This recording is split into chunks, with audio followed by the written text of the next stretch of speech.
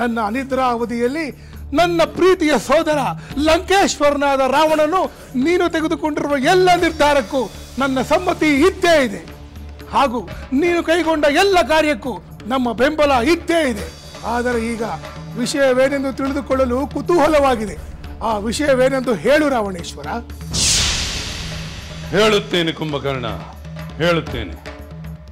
ರಾಕ್ಷಸದ ಸಂಚಾರ ಭೂಮಿಯಾದ ದಂಡಕಾರಣ್ಯದಿಂದ ಜನಕಪುತ್ರಿಯು ರಾಮಪತ್ನಿಯೂ ಆದ ಸೀತೆಯನ್ನು ನಾನು ಲಂಕೆಗೆ ಕರೆತಂದಿದ್ದೇನೆ.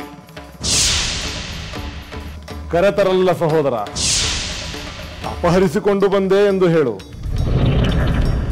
ಹೌದು, ಅಪಹರಿಸಿದೆ. ಅದಕ್ಕೆ ಬೇರೆ ಕಾರಣಗಳಿದೆ.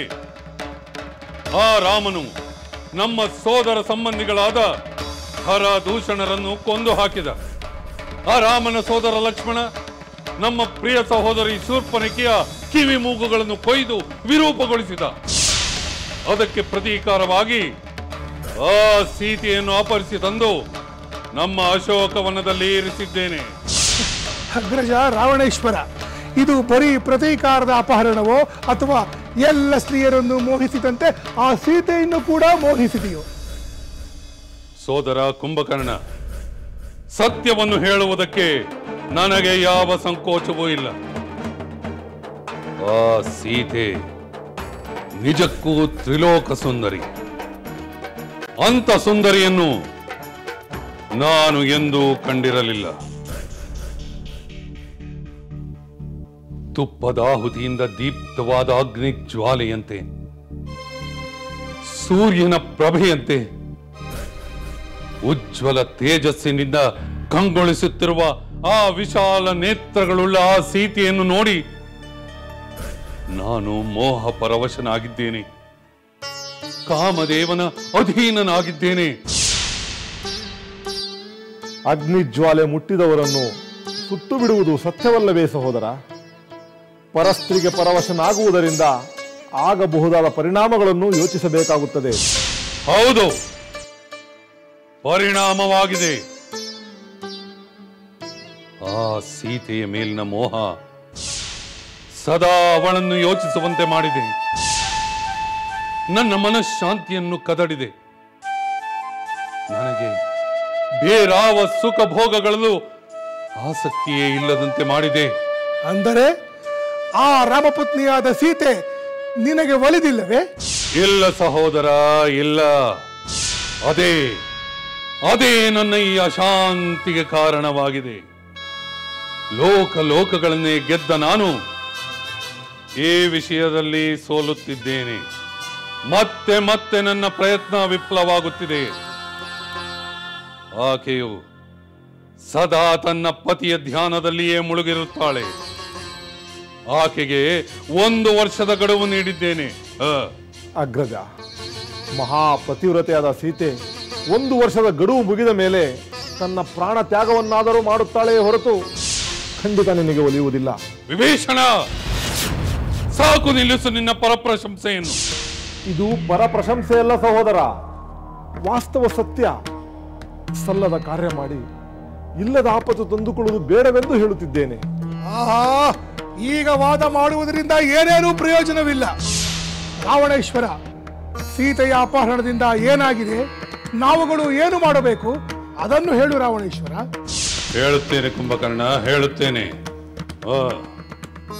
ಈಗ ಸೀತೆಯ ಪತಿಯಾದ ರಾಮ ವಾನರ ಸೈನ್ಯದೊಡನೆ ಲಂಕೆಯ ಸಮುದ್ರದ ಆ ತೀರದಲ್ಲಿ ಬೀಡು ಬಿಟ್ಟಿದ್ದಾನೆ.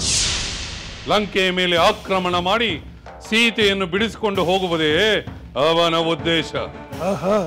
ಅಂದರೆ ಈಗ ನಾವು ಆ ರಾಮನ ಆಕ್ರಮಣವನ್ನು ತಡೆಯಲು ಏನು ಮಾಡಬೇಕು ಎಂಬುದು ತಾನೇ ನಿನ್ನ ಯೋಚನೆ? ಹಿಂದೆ ದೇವಾಸುರ ಯುದ್ಧದಲ್ಲಿ ನಿಮ್ಮೆಲ್ಲರ ಸಹಕಾರದಿಂದ ನಾನು ವಿಜಯ ಗಳಿಸಿದ್ದೆ. ಈಗ ಆ ರಾಮ ಲಕ್ಷ್ಮಣ ಸುಗ್ರೀವ ಪ್ರಮುಖಾದಿ ವಾನರ ವೀರರನ್ನು ನಾವು ಗೆಲ್ಲಲು ಸಹಾಯ ಮಾಡಿ ಶತ್ರುಗಳನ್ನು ಧ್ವಂಸ ಮಾಡಿ ರಾಕ್ಷಸ ಕುಲದ ಗೌರವವನ್ನು ಎತ್ತಿ ಹಿಡಿಯೋಣ. ಚಿಂತಿಸಬೇಕಾಗಿಲ್ಲ ಪ್ರಭು. ರಾಕ್ಷಸ ಸೈನ್ಯ ಎಂತಹ ಶತ್ರುವನ್ನಾದರೂ ಸಮರ್ಥವಾಗಿ ಎದುರಿಸಲು ಸಿದ್ಧವಾಗಿದೆ. ಅಮಾತ್ಯರೇ, ವಾಸ್ತವದ ಪರಿಜ್ಞಾನವಿಲ್ಲದೆ ಮಾತನಾಡಬೇಡಿ. ಆ ರಾಮನ ಪರಾಕ್ರಮದ ಅರಿವು ನಿಮಗಿಲ್ಲ. ಕೇವಲ 1.5 ಮುಹೂರ್ತದಲ್ಲಿ ಖರದೂಷಣರಾದಿಯಾಗಿ 14,000 ರಾಕ್ಷಸರನ್ನು ಸಂಹರಿಸಿದ ಪರಾಕ್ರಮಿ ಶ್ರೀರಾಮ. ವಿಭೀಷಣ, ನಮ್ಮ ಅಮಾತ್ಯರಿಗೆ ನಮ್ಮ ಸೈನ್ಯದ ಸಾಮರ್ಥ್ಯದ ಬಗ್ಗೆ ಅರಿವಿದೆ. ಇನ್ನಾದರೂ ನಮ್ಮವನಾಗಿ ಅನ್ಯರನ್ನು ಹೊಗಳುವ ಚಟವನ್ನು ಬಿಟ್ಟು ಬಿಡು.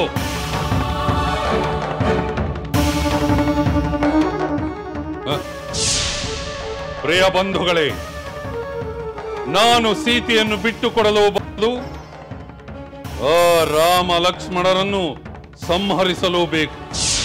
ಅಂತಹ ಸೂಕ್ತ ಉಪಾಯವನ್ನು ಚರ್ಚಿಸಿ ನನಗೆ ಹೇಳಿ. ಅಗ್ರಜ, ನಾನು ಹೀಗೆ ಹೇಳುತ್ತೇನೆ ಎಂದು ಅನ್ಯತಾ ಭಾವಿಸಬೇಡ. ನೀನು ಸೀತೆಯನ್ನು ಅಪಹರಣ ಮಾಡುವುದಕ್ಕೆ ಮೊದಲೇ ಅದರನ್ನುಂಟಾಗುವ ಸಾಧಕ ಬಾಧಕಗಳ ಬಗ್ಗೆ ಪರ್ಯಾಲೋಚಿಸಿ ನಿರ್ಧಾರ ಮಾಡಬೇಕಾಗಿತ್ತು. ಉಗಮ ಸ್ಥಾನದಿಂದ ಹರಿದು ಹೋದ ನದಿಯ ನೀರನ್ನು ಪುನಃ ತೀರಕ್ಕೆ ತರಲು ಸಾಧ್ಯವೇ ಇಲ್ಲ. ನೀನು ಸೀತೆಯನ್ನು ಅಪಹರಿಸುವ ಮೊದಲು ನಮ್ಮೆಲ್ಲರೊಡನೆ ಸಮಾಲೋಚಿಸಬೇಕಿತ್ತು. ಆದರೆ ಈಗ ಕಾಲ ಮೀರಿದೆ, ಪರಿಸ್ಥಿತಿ ವಿಷಮಿಸಿದೆ. ಈ ಮಂತ್ರಾಲೋಚನಾ ಸಭೆಯಿಂದ ಏನೇನು ಪ್ರಯೋಜನವಿಲ್ಲ. ಅದಕ್ಕೆ ಕಾರಣವೇನೆಂದು ನಾನು ಮೊದಲೇ ಹೇಳಿದೆನಲ್ಲ ಕುಂಭಕರ್ಣ. ಇದು ನೀನು ನಿದ್ರೆಯಲ್ಲಿರುವಾಗ ನಡೆದು ಹೋದ ಘಟನೆ. ಅಗ್ರಜ, ಯಾರು ಮೋಹಪೌರುಷರಾಗಿ ಮೊದಲು ಮಾಡಬೇಕಾದ ಕರ್ತವ್ಯವನ್ನು ಕೊನೆಯಲ್ಲಿ ಮಾಡುತ್ತಾನೋ, ಕೊನೆಯಲ್ಲಿ ಮಾಡಬೇಕಾದ ಕರ್ತವ್ಯವನ್ನು ಮೊದಲು ಮಾಡುತ್ತಾನೋ ಅಂಥವನಿಗೆ ನೀತಿ ಅನೀತಿಗಳ ತಾರತಮ್ಯವೇ ತಿಳಿದಿರುವುದಿಲ್ಲ. ಕುಂಭಕರ್ಣ, ಈ ನೀತಿ ಅನೀತಿಗಳು ನನಗೆ ಮುಖ್ಯವಲ್ಲ. ನನ್ನ ಸೋದರಿಯ ದುಃಖ, ಖರದೂಷಣರ ಸಾವು ನನ್ನಲ್ಲಿ ಪ್ರತೀಕಾರದ ಕಿಚ್ಚೆಬ್ಬಿಸಿ ನಾನು ಈ ಕಾರ್ಯವನ್ನು ಮಾಡುವಂತೆ ಮಾಡಿತು. ಅದು ಸರಿ ಅಗ್ರಜ. ಆಕ್ರೋಶದಲ್ಲಿ ಅವಿವೇಕ ನಡೆದೇ ಬಿಡುತ್ತದೆ. ಆಮೇಲಾದರೂ ನೀನು ಆ ಸೀತೆಯನ್ನು ರಾಮನಿಗೊಪ್ಪಿಸದೆ ಅವಳ ಮೇಲೆ ಮೋಹಗೊಂಡಿರುವೆ ಎಂದರೆ ಅದು ಎಷ್ಟರ ಮಟ್ಟಿಗೆ ಸರಿ?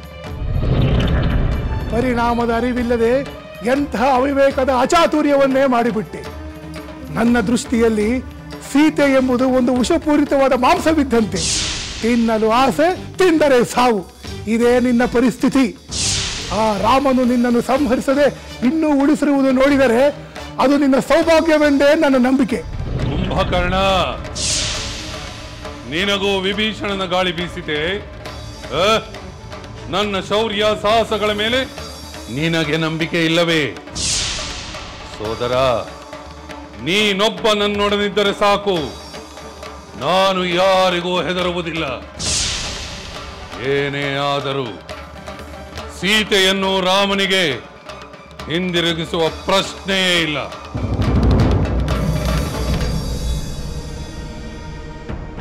ಇದು ನನ್ನ ಮಾನ ಅಪಮಾನಗಳ ಪ್ರಶ್ನೆ. ನಾನಿಂದಿಗೂ ಮಾನವನಾದ ರಾಮನ ಮುಂದೆ ತಲೆ ಬಾಗುವುದಿಲ್ಲ. ಅವನನ್ನು ಕೊಂದು ರಾಕ್ಷಸ ಕುಲದ ಧ್ವಜವನ್ನು ಹಾರಿಸುತ್ತೇನೆ. ಇದರಲ್ಲಿ ನಿನ್ನ ಬೆಂಬಲವಿದೆಯೋ ಇಲ್ಲವೋ ಅಷ್ಟು ಮಾತ್ರ ಹೇಳು.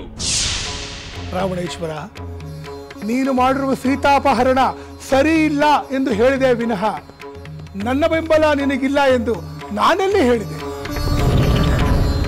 ನ್ಯಾಯವೋ ಅನ್ಯಾಯವೋ, ನೀತಿಯೋ ಅನೀತಿಯೋ, ನಿನ್ನ ಪರವಾಗಿ ಹೋರಾಡುವುದು ಸೋದರನಾದ ನನ್ನ ಕರ್ತವ್ಯ.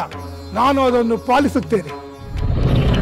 ಭಲೆ ಭಲೆ ಕುಂಭಕರ್ಣ, ನನಗೆ ಆ ನಂಬಿಕೆ ಇತ್ತು. ಅಗ್ರಜ ರಾವಣೇಶ್ವರ, ನಿನ್ನ ಶತ್ರು ನನ್ನ ಶತ್ರು.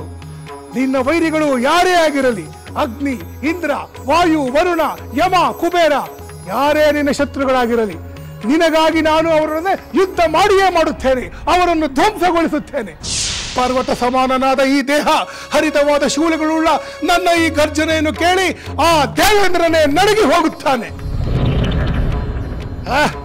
ಆ ರಾಮನನ್ನು ನನ್ನ ಮೊದಲನೆಯ ಬಾಣದಿಂದ ಅಪಹರಿಸಿ ಎರಡನೆಯ ಬಾಣ ಬಿಡುವುದರೊಳಗಾಗಿ ಅವನ ರಕ್ತವನ್ನು ಹೀರಿಬಿಡುತ್ತೇನೆ. ಇದು ನಿಶ್ಚಯವು. ನೀನು ನಿಶ್ಚಿಂತೆಯಿಂದ ಇರು. ಅಬ್ಬಾ ಸೋದರ ಕುಂಭಕರ್ಣ, ನನಗೆ ಈಗ ಸಮಾಧಾನವಾಯಿತು. ಅಗ್ರಜ, ನೀನು ಧೈರ್ಯವಾಗಿರು. ನಾನು ಆ ರಾಮ ಲಕ್ಷ್ಮಣ ವಾನರ ಸಮೂಹವನ್ನು ನುಂಗಿ ಬಿಡುತ್ತೇನೆ. ಸೋದರ, ನಿನ್ನ ಮಾತುಗಳು ಅಮೃತಪಾನ ಮಾಡಿದಷ್ಟು ಆನಂದವಾಗಿದೆ. ಅಮೃತ ರಾಕ್ಷಸರಿಗಿಲ್ಲ ರಾವಣೇಶ್ವರ. ನೀನು ವಾರುಣಿ ಮದ್ಯಪಾನ ಮಾಡಿ ಸುಖದಿಂದಿರು. ಪ್ರಜೆಗಳ ರಕ್ಷಣೆಗೆ ಗಮನ ಕೊಡು. ನಾನು ಆ ರಾಮನನ್ನು ಯಮಪುರಿಗೆ ಅಟ್ಟಿದರೆ ಆ ಸೀತೆಯು ನಿನಗೊಲಿಯದೆ ಇನ್ನೆಲ್ಲಿ ತಾನೇ ಹೋದಾಳು.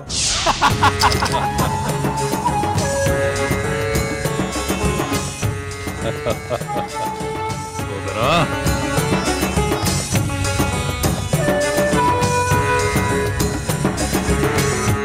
ನನಗೆ ಗೊತ್ತಿತ್ತು ನನ್ನ ಮನದಾಳದ ಮಾತುಗಳನ್ನೇ ನೀನು ಹೇಳಿದೆ. ಭಲೆ,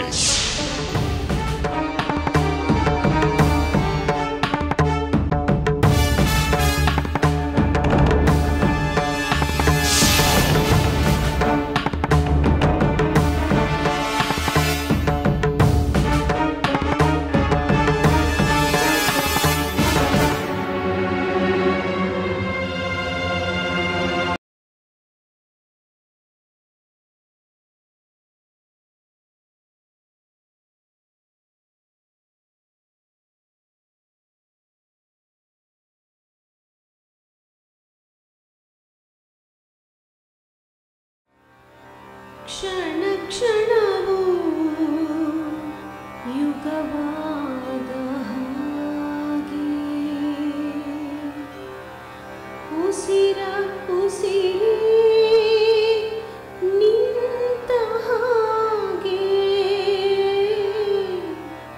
ಕ್ಷಣ ಕ್ಷಣವೂ ಯುಗವಾದ ಹಾಗೆ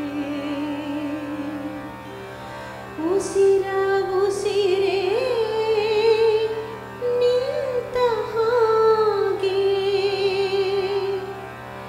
ನೀವಿರದೆ ನಾನು ನೀರಿರದ ಮೀನು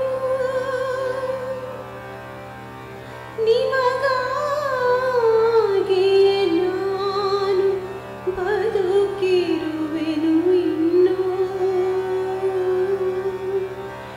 ನೀವಿರದೆ ನಾನು ನೀರಿರದ ಮೀನು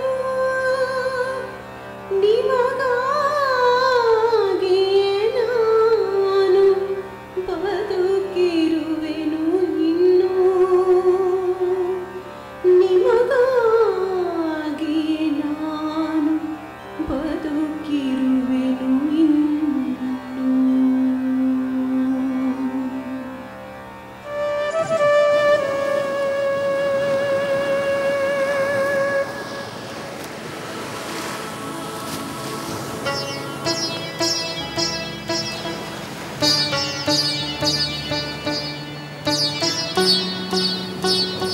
ಸಹೋದರ, ಈಗ ಸಾಗರವನ್ನು ದಾಟಿ ಲಂಕೆಯನ್ನು ಸೇರುವುದಷ್ಟೇ ಉಳಿದಿದೆ.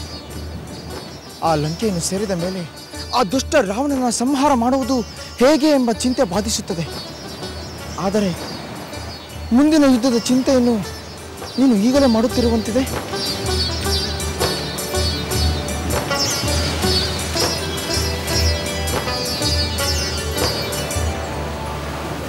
ಈ ಸಮುದ್ರ ತೀರಕ್ಕೆ ಬಂದ ಮೇಲೆ ಇಲ್ಲಿಂದ 100 ಯೋಜನ ದೂರದ ಲೋಕದಲ್ಲಿ ನನ್ನ ಸೀತೆ ಇರುವಳೆಂಬ ಭಾವನೆಯಿಂದ ಅವಳ ಯೋಚನೆಗಳೇ ನನ್ನನ್ನು ಕಾಡುತ್ತಿದೆ ಲಕ್ಷ್ಮಣ. ಆ ವಿರಹದ ಬೇಗೆ ಹಗಲು ರಾತ್ರಿ ನನ್ನನ್ನು ಸುಡುತ್ತಿದೆ. ಈ ಸಮುದ್ರದಲ್ಲಿ ಮುಳುಗಿದರೆ ನನ್ನ ತಾಪ ಕಳೆದು ಹೋಗುತ್ತದೋ ಏನು?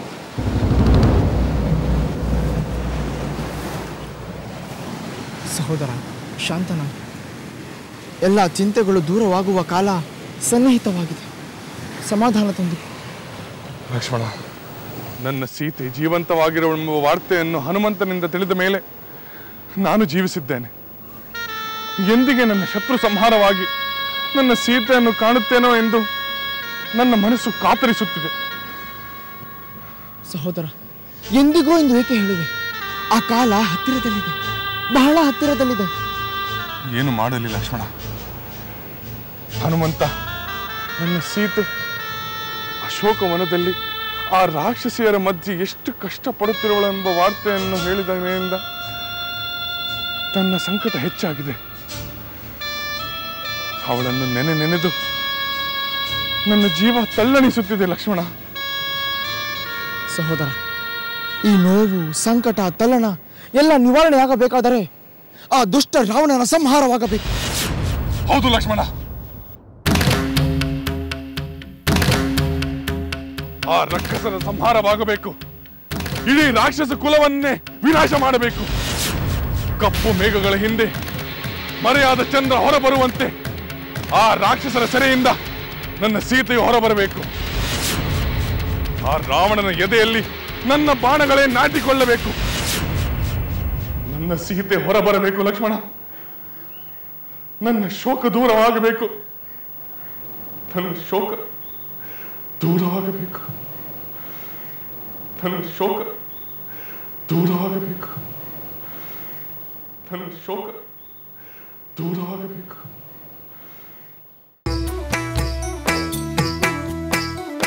ಲಂಕೆಯಲ್ಲಿನ ದುರುಳ ದರ್ಪವು ಸೀತೆ ಸಹನೆಗೆ ಸೋತಿತು. ಅಂಕೆ ಇರದ ಅಸುರ ಕುಲವು ರಾಮ ಬಾಣಕ್ಕೆ ಅಡಗಿತು. ದೂರವಿರಲಿ ಸನಿಹವಿರಲಿ ರಾಮ ಹೃದಯ ನಿವಾಸಿನಿ.